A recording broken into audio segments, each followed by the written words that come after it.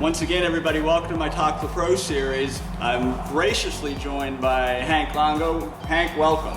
Well, hey, Bob, thank you. What a treat to be able to come be on your show, and what a beautiful day out at the golf course. It's a very, very good day out here. A lot of you may know Hank. He's a local and national icon, owns the world record in the stunt ski jumping category. Hank, tell us a little bit about that. Well, that's kind of a crazy story, but it's a fun one to tell. Back in the day, That's Incredible was the largest reality TV show in the world. And it was all about these people doing these crazy stunts, and I loved it. And one day I'm sitting there watching the show, and this one segment, they had this guy on a motorcycle that jumps over all these school buses. And when he landed, it hit me that, you know, I bet you if I jumped over a bunch of ski boats, I could get on That's Incredible. Well, eventually, through a long story on how it all happened, I was able to get my stunt on That's Incredible, and it was just a really neat thing to be able to experience. So how many boats did you jump over? I jumped over 14 boats. Wow. And, that's incredible. Thank you. It was, you know, I jumped them 4 times that day, make sure that we got the right shot. So it was a pretty exciting day out on the lake. So what kind of opportunities did that program lead throughout the rest of your career? Well, it's been just a really neat experience from all kinds of different avenues, because nobody ever had done it before, so you've got that to your credit.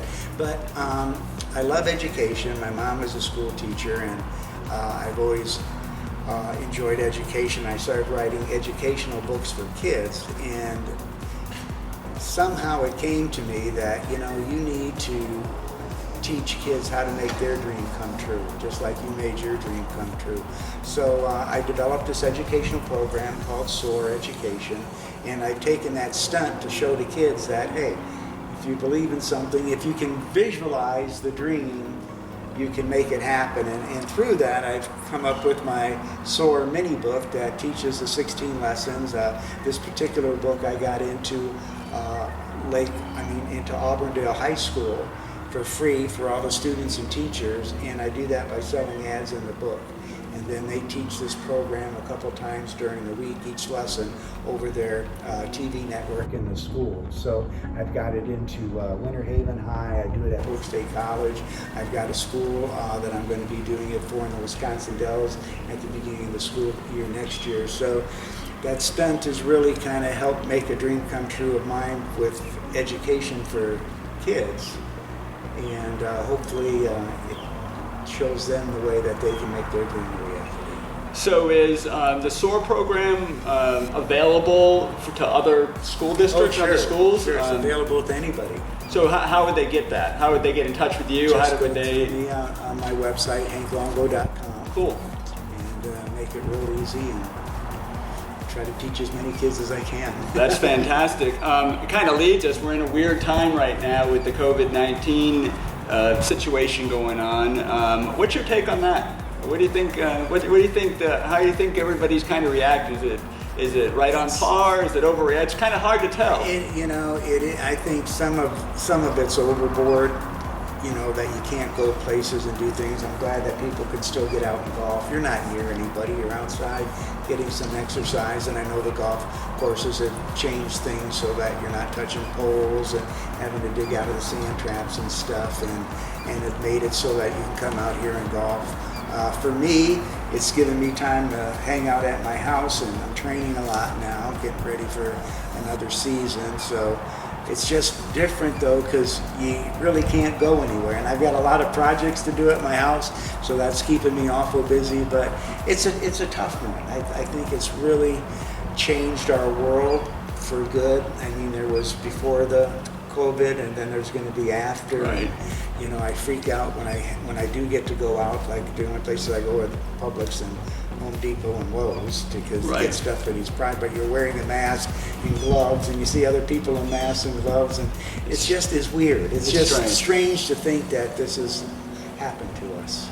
So one of your endeavors is the Water Ski Hall of Fame, or the Sports Hall of Fame, right?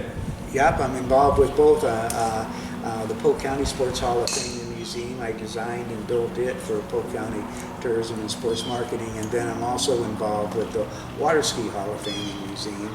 I will be designing the new museum when they get their new location for that built, so that's pretty exciting to be in the Hall of Fame and then get to design and build the Hall of Fame. It's just kind of a really unique situation. That's awesome. That's awesome. All right, now on to the golf part of the program. I love golf, so good, this will be fun. Good. What's your best score?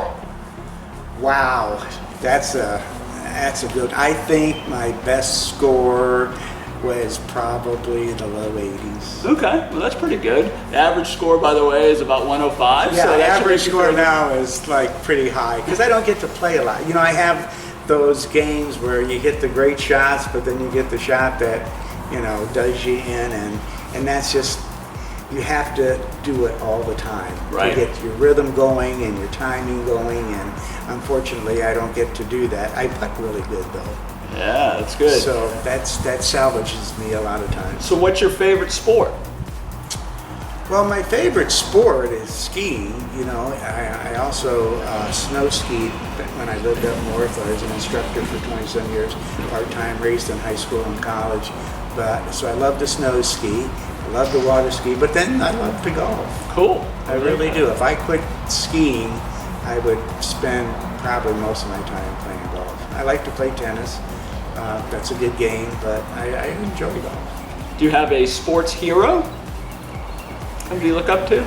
Oh, well, of course, in the skiing world, I've got a number of them. You know, Ricky McCormick, Lucky Lowe, Freddie Krueger, and Britton Tom Larson, and there's just so I could go on and on and on. I've got Andre Berto, who's a former world boxing champion, is a hero. His dad's a real big hero of mine.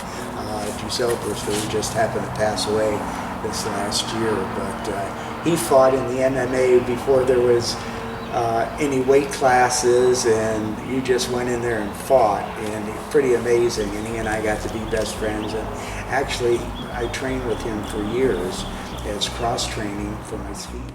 He's got Tigers World downtown Winter Haven. And down on Winter Haven, right. And his son Edson runs that now, and Michael still boxing, living out in Hollywood. Cool. That's cool. If you could pick one person to play golf with, who would it be? I know, tough questions. I would like to play with, I got a couple. I think Bubba Watson would be fun, Ricky Fowler would be fun. I'm going to go blank on his That's name. okay. Won the Masters, won the British Open, young guy.